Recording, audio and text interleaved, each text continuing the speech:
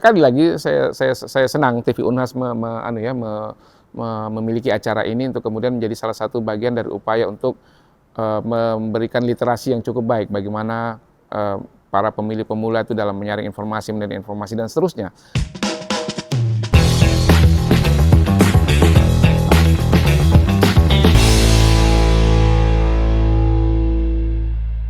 Salam Sobat Akademika Unhas, senang sekali saya Putri Najwa dapat kembali menyapa Anda dalam Unhas Speak Up.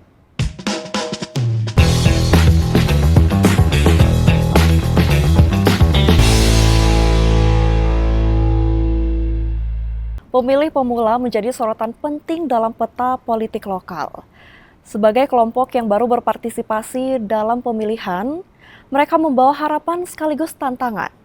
Di era di tengah dinamika sosial dan digital yang terus berkembang, pemilih muda seringkali dianggap apatis atau kurang peduli terhadap politik. Pilkada Sulsel 2024 bisa menjadi momen untuk pembuktian bagi generasi ini. Apakah mereka akan berdiri di depan atau tetap diam dalam bayang-bayang apatisme? Kita akan membahas lebih dalam tentunya pada episode Unhas Speak Up pada kali ini. Sudah bergabung bersama kami yakni Profesor Dr. Pilsukri MSI selaku Dekan Fakultas Ilmu Sosial dan Ilmu Politik. Selamat siang, Prof. Selamat siang. Gimana kabar hari ini, Prof? Alhamdulillah baik. Alhamdulillah luar biasa, Prof. Oke nih, Prof, langsung aja deh kita mulai. Kan pemilu nih sudah dekat nih, Prof. Gimana nih, Prof, melihat karakteristik pemilih pemula di Sulawesi Selatan sendiri nih, Prof? Pilkada serentak akan dimulai, insya Allah kan pencoblosan tanggal 27 November, tetapi kan proses dan tahapannya sudah mulai ya, sejak beberapa bulan yang lalu, saat ini malah sudah masuk ke masa kampanye. Nah, kalau kita melihat tren pemilih pemula kita ya, karena kan ada dua konsepsi nih, pemilih pemula dan pemilih muda. Betul. Nah, kalau pemilih pemula kan mereka yang baru mendapatkan hak memilihnya ya untuk pertama kali. Itu pun juga terbagi dua sebenarnya, karena pemilih pemula yang karena usia, atau pemilih pemula yang baru mendapatkan. Kan misalnya TNI Polri yang sudah pensiun kan jadi pemilih pemula juga kan itu. Tapi kan saya kira yang kita bahas hari ini adalah pemilih pemula dari segmen muda ya. Nah, untuk tren itu memang saat ini memang ada kecenderungan kalau kita melihat meningkat ya, ada meningkat. Saya kira ini kan salah satunya karena literasi politik yang cukup bagus, informasi yang bagus yang didapatkan oleh para pemilih pemula kita terkait dengan informasi-informasi politik. Memang kalau kita membandingkan beberapa mungkin 10 tahun yang lalu, beberapa waktu yang lalu, barangkali memang masih kurang, terutama karena itu tadi kurangnya informasi. Betul. Yang pertama, yang kedua memang ada kecenderungan pemilih pemula melihat ruang politik itu atau peristiwa politik itu sebagai sesuatu yang bukan dalam ranah mereka. Itu bukan urusan mereka. Politik adalah urusan para orang tua, kemudian ini adalah urusan-urusan yang sulit, sehingga kemudian tentu mereka menjadi sedikit apatis untuk kemudian ikut terlibat. Tapi beberapa waktu berselang ini kita melihat trennya sudah cukup meningkat, saya kira. Betul, nah seperti yang Prof bilang, kan pada kita belajar juga dari pemilu kemarin, KPU menyatakan bahwa 55% pemilih didominasi oleh pemilih muda. Nah, mungkin kalau berbicara mengenai pemilih muda, pasti nggak jauh juga beda dengan kita berbicara tentang sosial medianya. Nah, seberapa pengaruh tuh menurut Prof sosial media dalam membentuk preferensi politik? Iya. Salah satu yang harus kita memang terima sebagai sebuah kondisi saat ini adalah bahwa salah satu sumber informasi kita adalah sosial media, dan itu sangat masif begitu ya. Nah, itu tentu akan membawa efek kepada para pemilih, termasuk juga pemilih muda, karena salah satu hal yang menjadi penting bagi para pemilih adalah informasi yang mereka terima. Ya, informasi yang mereka terima. Banyak informasi yang mereka terima, akan banyak hal yang mereka bisa pertimbangkan, ada banyak hal yang mereka kemudian bisa jadikan alasan untuk memilih. Dan tentu dari sosial media ini karena informasinya banyak, tentu memang menjadi salah satu sumber, bukan salah satu-satunya, tapi memang salah satu sumber penting untuk informasi yang nantinya akan membentuk preferensi memilih atau alasan memilih. Karena tentu orang memilih kan tentu ada alasannya. Untuk punya alasan tentu ada dasarnya. Nah, dasarnya tentu adalah informasi-informasi yang diberikan. Dan saya kira dengan masifnya sosial media, dan memang sebagian besar pengguna sosial media itu kan adalah pemilih-pemilih muda ya, termasuk pemilih pemula, tentu banyak informasi yang sampai kepada mereka, itu artinya akan banyak alasan, akan banyak sumber, akan banyak latar belakang yang membuat mereka nantinya akan memilih. Dan itu saya kira yang tadi saya katakan menjadi kemudian alasan bahwa animo pemilih pemula kita, termasuk pemilih muda, saya kira yang persentasenya cukup besar, lebih dari setengah begitu, itu akan sangat besar untuk pilkada di 2024 ini. Oke, nah kalau di Sulsel sendiri nih Prof, apa sih, apakah pemilih pemula itu kenapa tuh mereka cenderung mungkin kalau kita lebih apatis lah ya, Prof? Kenapa tuh Prof? Iya, kalau kita lihat sebenarnya memang masih ada sejumlah persentase pemilih muda, termasuk pemilih pemula yang barangkali belum mau menggunakan hak pilihnya. Ada beberapa alasan sebenarnya. Yang pertama memang masih ada yang berpikiran bahwa politik itu ruangnya orang-orang tua, orang-orang dewasa dalam tanda petik ya, meskipun sebenarnya secara usia kan mereka juga sudah cukup dewasa. Tapi itu yang ada. Kemudian yang kedua, mereka menganggap politik itu kadang-kadang ada memang segmen yang melihat bahwa politik ini adalah ruang di mana sulit untuk kemudian berkata jujur, itu misalnya ya. Kemudian yang berikutnya ada juga yang melihat bahwa ruang politik ini adalah ruang yang terlalu rumit, terlalu kompleks dan seterusnya, membuat pusing kadang-kadang untuk pemilih pemula kita atau pemilih muda kita yang barangkali selama ini kan senantiasa untuk berpikir go to the strike gitu ya, langsung saja seperti apa maunya, kemudian seperti apa seharusnya dilakukan dan seterusnya. Sementara politik kan kadang-kadang ada teori mengatakan ada yang disebut dengan dramaturgi begitu ya, yang terlihat di depan tidak seperti yang terlihat di belakang. Nah itu mungkin kadang-kadang juga menjadikan ada beberapa segmen di dalam pemilih pemuda atau pemilih pemula ini yang barangkali belum ingin menggunakan. Tapi sebenarnya itu bisa dikurangi. Artinya kita bisa mendorong peningkatan partisipasi pemilih pemula itu dengan memberikan informasi yang lebih jernih, lebih objektif, dan tentu mensosialisasikan bahwa keberadaan mereka sebagai bagian dari seluruh komunitas masyarakat itu penting. Karena demokrasi kan meminta partisipasi masyarakat, tidak meminta partisipasi masyarakat yang dewasa atau yang tua saja, tapi partisipasi masyarakat. Nah, ketika mereka sudah punya haknya untuk memilih, mestinya mereka berpartisipasi. Dan itulah yang sebenarnya yang the true demokrasi harusnya seperti itu. Itu mungkin. Nah, lalu bagaimana Prof melihat tingkat literasi politik, khususnya mungkin di kalangan muda? Oke, sejauh ini saya lihat kalau kita melihat beberapa indikator ya, misalnya ada banyak sumber informasi. Dulu kan memang zaman saya barangkali waktu masih SMA itu ya sumber informasi belum terlalu banyak. Saat ini kan sumber informasi sangat banyak. Kemudian yang berikutnya juga informasi-informasi terkait politik itu bukan lagi sesuatu yang dianggap tabu begitu ya. Sesuatu yang barangkali bisa kalau kita mengakses mungkin barangkali akan cukup menakutkan begitu. Saat ini informasi-informasi politik berseliweran di mana saja, ada di ruang mana saja, bisa didapatkan dari mana saja, sehingga kemudian mestinya dalam kerangka literasi pemahaman para pemilih pemula termasuk pemilih muda kita mestinya sudah cukup baik karena sumber informasi. Yang kedua, kita melihat indikatornya bahwa ada kecenderungan tren meningkat. Jadi ketika ada tren meningkat berarti kan salah satunya kita bisa menganggap bahwa ini tentu karena aspek literasi yang semakin baik. Karena tentu orang yang menggunakan hak pilihnya kita bisa asumsikan secara sederhana sebagai orang yang sudah punya alasan, tahu informasinya, tahu apa yang mereka harus lakukan, sehingga pasti itu salah satunya adalah karena ada informasi yang cukup buat mereka. Itu barangkali. Oke, lalu Prof dari segi akademisi nih, mungkin dalam Pilkada Sulsel, apa mungkin dari Prof yang dapat dilakukan oleh kandidat atau mungkin partai politik untuk lebih efektif menjangkau pemilih pemula sendiri, Prof? Iya, ada banyak tulisan saya kira, ada banyak hasil riset mengatakan bahwa untuk menjangkau pemilih pemula ini tidak sama dengan menjangkau pemilih yang lainnya, karena segmen ini adalah segmen yang unik. Cara mendekatinya tentu juga dengan cara-cara yang unik, karena ada kecenderungan memang di kalangan pemilih pemula itu mereka punya tren sendiri, mereka punya isu sendiri, mereka punya kecenderungan sendiri yang kemudian kalau tidak didekati dengan cara-cara seperti itu, mereka biasanya menganggap itu tidak cocok buat kami. Sehingga memang sulit. Kalau kita mau mendekati segmen ini dengan cara mendekati pemilih-pemilih yang sudah lebih dewasa dan seterusnya, barangkali tidak akan sampai begitu ya. Sehingga memang tentu yang diharapkan adalah bagaimana para kandidat itu menjangkau mereka dengan memasukkan isu-isu atau tren-tren yang memang ada di dinamika kaum muda. Misalnya menggunakan strategi penggunaan media sosial dengan inovatif begitu, atau kemudian mengajak keterlibatan mereka secara partisipatif begitu ya, mengajak mereka terlibat dan seterusnya, tidak hanya sekedar monolog begitu menyampaikan kemudian mengharap bahwa pemilih pemula akan menerima langsung tanpa harus ada interaksi, karena ada kecenderungan kan sekarang pemilih pemula kita termasuk saya kira pemilih muda itu kan punya kecenderungan untuk ikut speak up, sama seperti ini ya, sama seperti acara ini, ikut speak up untuk menyampaikan pendapat-pendapat mereka. Dan kalau tidak ada ruang itu biasanya mereka agak sedikit malas begitu ya untuk ikut, itu mungkin. Oke, tahan dulu Prof, mungkin kita bakal bahas lebih dalam lagi. Baik Sobat Akademika Unhas, tentu kita akan membahas dengan Prof Sukri, tapi setelah jeda pariwara berikut.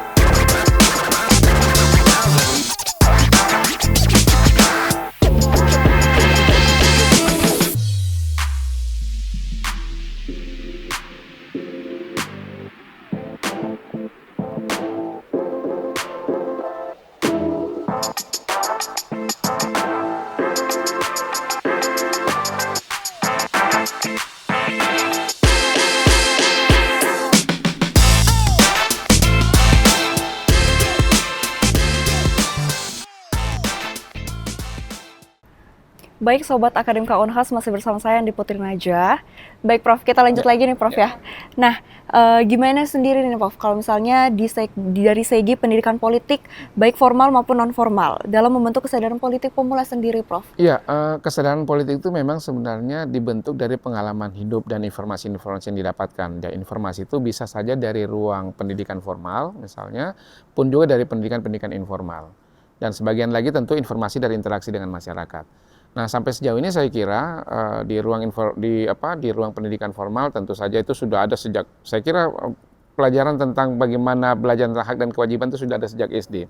Kita bicara ada PPKN ya, ada kewarganegaraan misalnya dan seterusnya, itu adalah bagian dari sejak awal memperkenalkan bahwa sebagai masyarakat kita punya hak dan kewajiban, dan salah satunya tentu adalah bagaimana berproses dalam proses pemilu misalnya.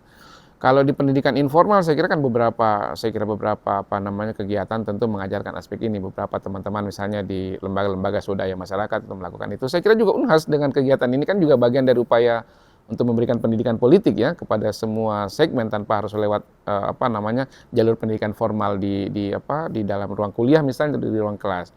Jadi saya kira ini sangat penting, dan sekali lagi ini saya kira sejauh ini cukup berhasil. Kenapa? Tentu saja salah satu indikator paling jelasnya adalah ada peningkatan tren ya, tren untuk ikut memilih, dan kita berharap mudah-mudahan nanti 27 November teman-teman pemilih pemula termasuk pemilih-pemilih muda itu memberikan hak suaranya untuk kemudian betul-betul menjadi bagian yang partisipatif begitu ya, betul-betul memberikan partisipasinya melalui ruang pilkada sebagai bagian dari upaya mewujudkan demokrasi yang lebih baik. Itu mungkin. Oke, luar biasa. Nah, kalau dari Prof sendiri, apakah ada strategi khusus yang berhasil dilakukan untuk mengajak pemilih pemula sendiri untuk aktif berpartisipasi dalam politik, khususnya di Sulawesi Selatan? Mungkin saya bisa mengatakan bahwa baru-baru ini kami ada di tempat saya, kebetulan saya menjadi koordinator tim, ada kegiatan yang kami lakukan terkait dengan upaya mendorong pemilih pemula dalam meningkatkan partisipasinya. Kami membuat semacam film pendek begitu.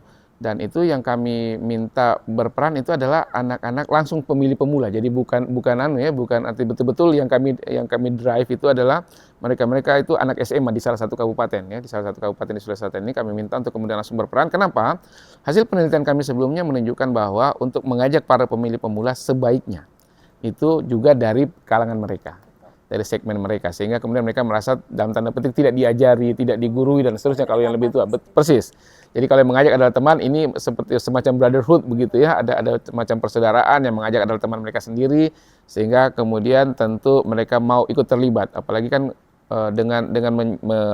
mengajak melibatkan mereka di dalam konteks ini, bahasa mereka kan nyambung.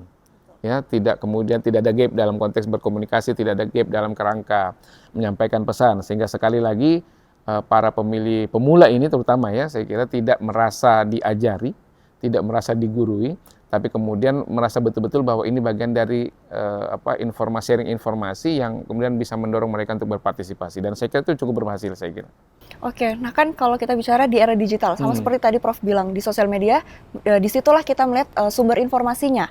Nah, lalu bagaimana tuh Prof, kalau misalnya pemilih pemuda, bagaimana kita bisa melindungi mereka dari mungkin, kalau kita bilang hoax lah, atau mungkin seperti itulah Prof? Iya, tadi kan sudah ditanyakan terkait dengan literasi ya. Memang salah satu yang penting dari kita memang harus kita akui bahwa salah satu kondisi yang memungkinkan sosial media menghasilkan aspek negatif adalah terkait dengan evaluasi dan sharing konten, sharing isi dari pesan-pesan yang ada. Memang itu masih menjadi salah satu catatan kita untuk kemudian memastikan agar para pengguna sosial media, terutama para pemilih pemula ini betul-betul bijak dalam menggunakan, karena tentu ada banyak sekali informasi yang berseliweran yang kadang-kadang memang tidak bisa dipertanggungjawabkan, sehingga tentu penting untuk punya kedewasaan dalam konteks ini. Itulah makanya saya kira saya sepakat, kita semua. Saya kira sekali lagi saya senang TV Unhas memiliki acara ini untuk kemudian menjadi salah satu bagian dari upaya untuk memberikan literasi yang cukup baik bagaimana para pemilih pemula itu dalam menyaring informasi, menerima informasi dan seterusnya. Dan tentu juga ini juga dilakukan oleh kalangan-kalangan yang lain, teman-teman yang lain ya misalnya. Termasuk saya kira juga ini harus dilakukan oleh para kandidat. Ya, mestinya juga mereka mengetahui betul bahwa perlu untuk memberikan informasi yang lebih objektif, lebih jernih, ya, lebih jujur di sosial media, sehingga kemudian ketika para pemilih pemula menerima informasi itu adalah informasi-informasi yang sangat jernih. Karena seorang pemikir demokrasi, saya kira Robert Dahl mengatakan ada 5 syarat agar sebuah proses demokrasi itu bagus. Salah satu yang beliau tekankan itu adalah bahwa ada informasi yang jernih, ada informasi yang clear, dan saya kira ini mungkin tentu terkait dengan bagaimana sosial media sebagai sumber informasi menyediakan informasi-informasi yang objektif dan jernih untuk pemilih pemula, sehingga preferensi yang terbentuk betul-betul didasarkan pada informasi yang baik. Itu mungkin. Oke, kalau kita bicara mengenai tantangan terbesar, apa sendiri Prof? Tantangan terbesar yang dihadapi pemilih pemula dalam menentukan pilihan politik mereka sendiri, Prof? Iya, tantangan terbesarnya barangkali yang pertama adalah tentu karena ini kali pertama, belum punya pengalaman, tentu barangkali dalam mengerucutkan alasan memilih. Karena tentu ada banyak sekali alasan. Secara teoritis, di teori itu kan memang ada 3 alasan memilih, bisa karena sosiologis, psikologis, atau rasional. Nah, pemilih pemula ini kan artinya bisa berada di salah satu atau barangkali 3-tiganya digunakan, sehingga memang tantangannya adalah mengerucutkan alasan untuk memilih, itu yang pertama. Yang kedua, tantangan berikutnya adalah itu tadi, karena pemilih pemula informasinya belum terlalu banyak pengalaman di dalam di arena politik dalam kerangka berpartisipasi, maka tentu sangat penting untuk mereka punya kemampuan untuk menyaring atau kemudian bijak melihat informasi. Karena kalau mereka keliru dalam menggunakan informasi yang ada, maka tentu alasan mereka untuk memilih nanti bisa jadi keliru. Ya, bukan pilihannya yang keliru, tapi alasan untuk memilihnya menjadi keliru. Kemudian yang 3 memang tantangannya adalah bahwa masih ada beberapa pihak atau kecenderungan dari pihak-pihak terkait dengan pemilu atau pilkada yang sepertinya memang sengaja memanfaatkan informasi-informasi yang kurang jernih begitu ya. Kalau bahasanya Robert Dahl tadi, kurang jernih begitu, kurang objektif dalam mendorong partisipasi pemilih termasuk pemilih pemula. Nah, yang terakhir barangkali saya kira memang penting untuk semakin mengembangkan model literasi, karena sekali lagi pemilih segmen ini adalah pemilih yang unik, yang didekati dengan cara yang unik. Metode-metode untuk kemudian mengembangkan literasi mereka, pemahaman mereka agar mereka memilih dengan baik secara objektif dan secara rasional memang harus terus dikembangkan, dan ini menjadi tantangan. Bukan saja tantangan buat mereka, tapi tantangan buat kita semua, termasuk saya kira juga saya pesan TV Unhas ya. TV Unhas juga kemudian untuk mengembangkan aspek itu dalam kerangka menjadi salah satu motor dalam kerangka melakukan literasi pendidikan politik terhadap pemilih pemula. Itu mungkin. Kalau dari tren sendiri nih Prof, bagaimana Prof melihat tren partisipasi politik? Kalau mungkin kita bisa lihat pada pemilu kemarin tuh, tren politiknya kan cukup kuat tuh di kalangan pemilih pemula. Yeah. Nah, apakah ada peningkatan atau mungkin penurunan di tiap tahunnya Prof, atau mungkin pada saat pilkada ini? Pada setiap periode saya kira memang agak fluktuatif begitu, tapi kalau melihat yang terakhir itu memang agak ada peningkatan, dan saya yakin untuk pilkada serentak di tanggal 27 November nanti itu trennya akan lebih meningkat lagi. Kenapa? Sekali lagi informasi sudah berkembang sangat baik, para penyelenggara pemilu, para stakeholder lain termasuk pemerintah, mungkin teman-teman media ya, pihak swasta dan seterusnya, kemudian ikut berpartisipasi untuk mendorong partisipasi ini, ikut berpartisipasi untuk kemudian melakukan sharing informasi, sosialisasi dan seterusnya secara masif untuk kemudian mendorong para pemilih pemula kita untuk berpartisipasi. Di samping itu juga saya kira para pemilih pemula juga sudah mulai ada pergeseran perspektif dalam melihat pemilu sebagai ruang politik. Kalau dulu mungkin di beberapa generasi sebelumnya melihat ini seperti ruang tabu, ruangnya orang dewasa, ruangnya orang tua begitu. Sekarang ini sudah ada kecenderungan bahwa ikut terlibat dalam pemilu itu keren, begitu ya.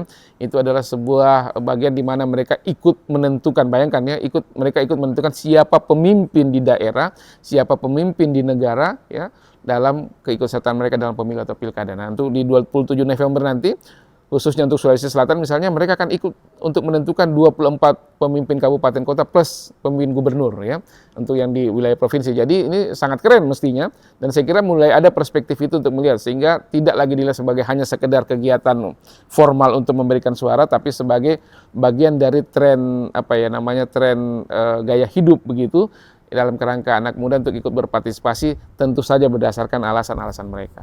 Betul, luar biasa. Terakhir Prof, sebelum menutup perjumpaan kita pada hari ini, mungkin bisa disampaikan pesan kepada Sobat Akademika Unhas tentang bagaimana kita akan menggunakan hak suara kita nantinya, Prof.